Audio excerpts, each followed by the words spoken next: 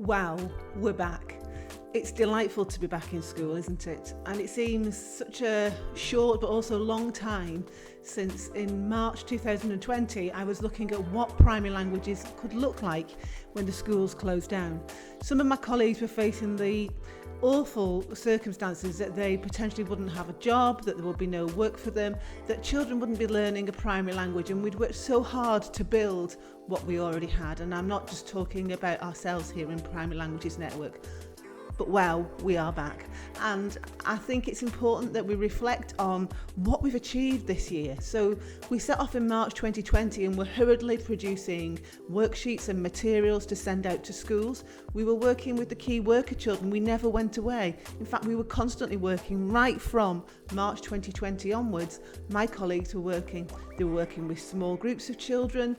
They were producing materials, they were supporting the MFL coordinators in the primary schools to look at how they could interact with children who were in school or at home.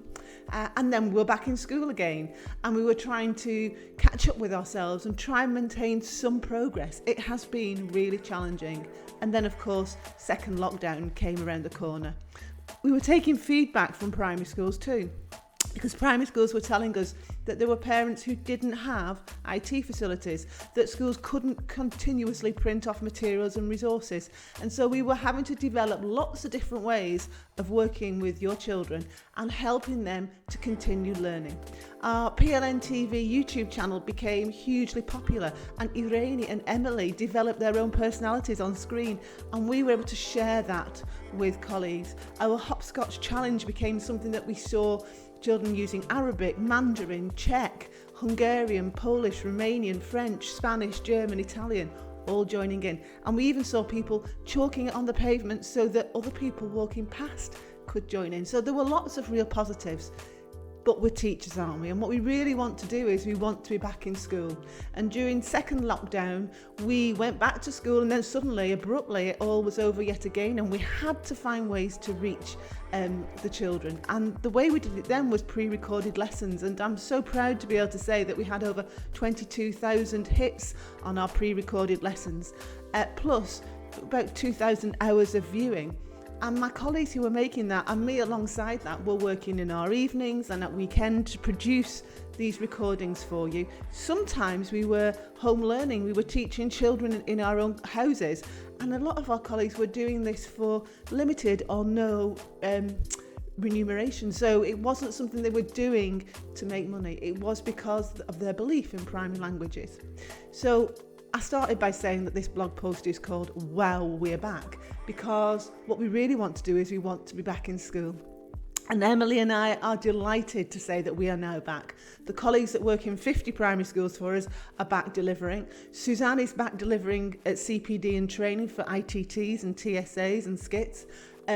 Joanne and Irene and Kate joined me in Creativity and Languages CPD over Easter, which was really well received, and so many of you joined in. And now we are with the children in the classroom. And this week has not disappointed me. We've been back a couple of days, and what have I already seen? Well, I've seen springtime posters and poems and materials being developed. I've seen children describing nights using adjectives, writing the adjectives in the air with swords. We're delighted to see that we've seen male and female nights being produced in the work the children have been doing. I've seen work around St George and the Dragon to celebrate the Spanish St George's Day on the 23rd of April alongside our own.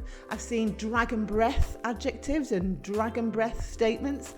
Really fantastic work. Today is Earth Day. I know that people have been asking us for the Earth Day posters, and what I'm seeing is that just as I was trying to describe, one, primary languages never went away, two, the people that work within the sector of primary languages in your schools are so committed to making it as creative as possible and respond to the needs of the children, and three, primary languages has a huge role to play in your curriculums, whether you're in school or not in school.